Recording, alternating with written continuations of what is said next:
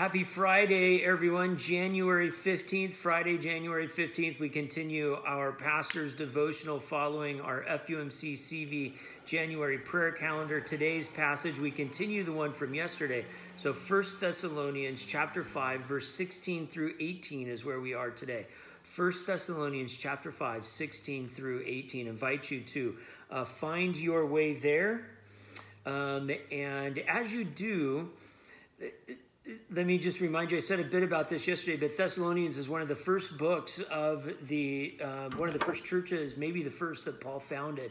And so they're very early in the Christian movement and during a time in which they really believe that Jesus is coming back imminently, like tomorrow or next week. And so faith is sort of like, all right, have faith, converted, have faith.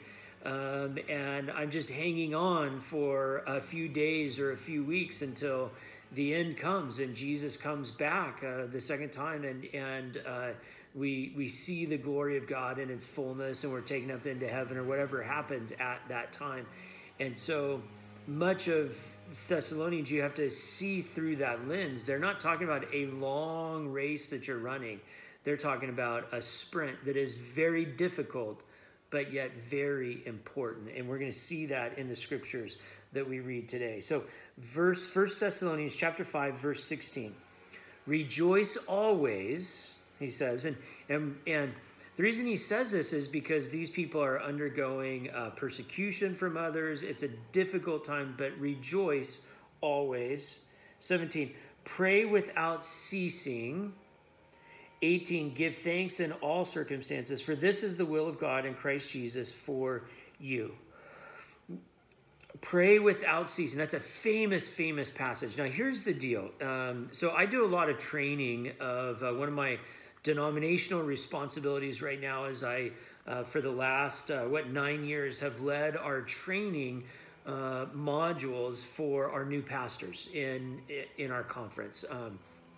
So 5 to 10 people every year, and I lead a team that plans those trainings. I do some of the trainings myself and whatnot. And we always talk about, one of the first things that we talk about is the spiritual life of clergy people and how we might maintain our spiritual life.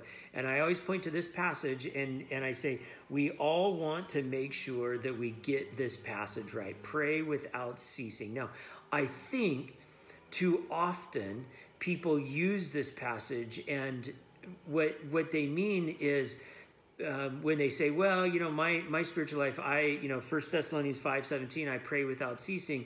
I think what many people mean by that, and I found myself in this situation also, is sort of lifting up prayers of convenience or prayers of opportunity. What I mean by pray without ceasing, unfortunately, too often is when I'm in a hard place, I pray. Or when, driving down the road, see the car accident, pray. At the hospital, pray for someone. It's not really pray without ceasing. It's praying whenever I think about the need to pray. Or praying whenever I'm in a situation that God has brought to the forefront of my mind. But that's not what the passage says. The passage is talking about pray without ceasing, that you would never stop. And so my encouragement to everyone is to do exactly what you're doing now, and that is to develop a rhythm of prayer in life. If we just do pray without ceasing, what we'll discover is that some days, if we do it sort of in that convenience way, what we'll discover is that some days, it's 5 times, 10 times we have found ourselves in a place of prayer because of what the world has brought to us that day.